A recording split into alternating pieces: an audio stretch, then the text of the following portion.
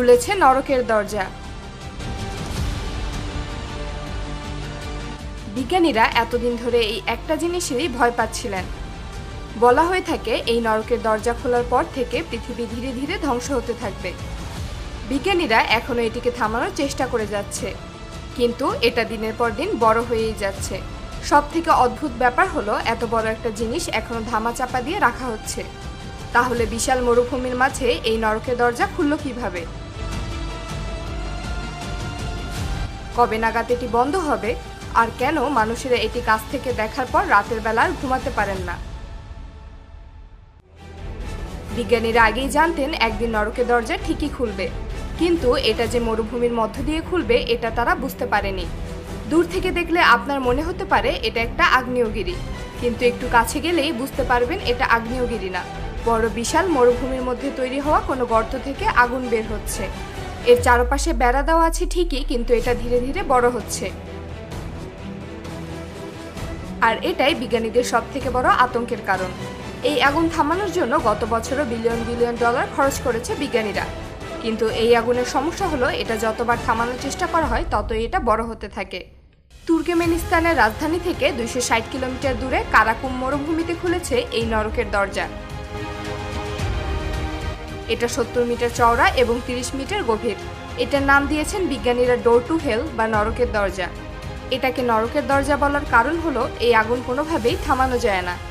বিভিন্ন ধর্মের মানুষেরা বিশ্বাস করেন খারাপ কাজ করা মানুষেরা এই রাস্তা থেকেই নরকে যাবেন। ব্যাপারটা হলো এই নরকের দরজা কিন্তু 2-1 দিনে খোলেনি। এটা খুলেছে 1971 সালে। আপনি শুনলে অবাক হবেন, এটা কি ইচ্ছে করেই খোলানো হয়েছে। 1971 সালে সোভিয়েত ইউনিয়নের কিছু বিজ্ঞানীরা এই গর্ত তৈরি করেছিলেন। তারপর তারা এই গর্তে আগুন ধরিয়ে দেন। সেই থেকে যে আগুন জ্বলছে সেই আগুন আজও নেভানো যায়নি।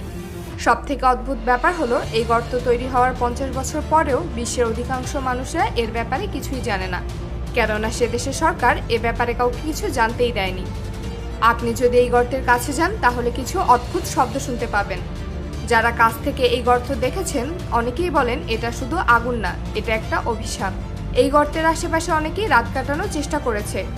রাত গভীর হলে তারা বেশ কিছু অদ্ভুত শব্দ সেখানে শুনতে পায়।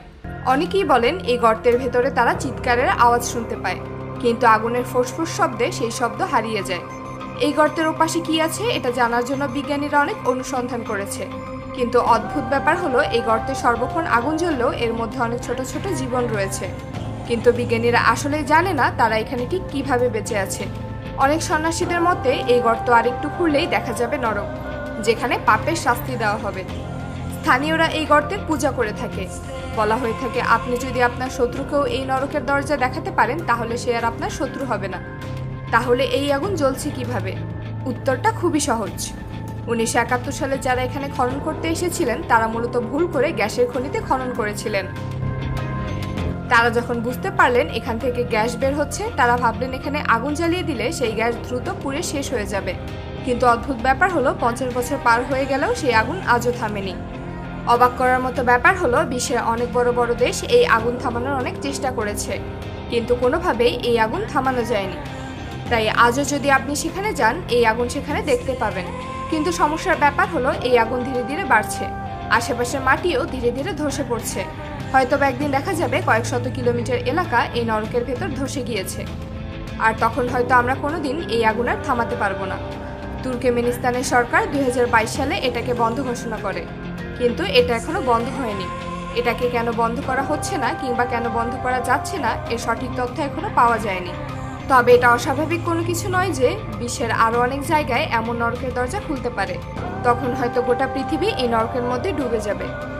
এমন তথ্যবহুল ও রহস্যময় ভিডিও পেতে আমাদের চ্যানেলটি সাবস্ক্রাইব করুন, এবং আপনারা কোন কোন ধরনের ভিডিও দেখতে চান তা অবশ্যই কমেন্ট করে জানাবেন।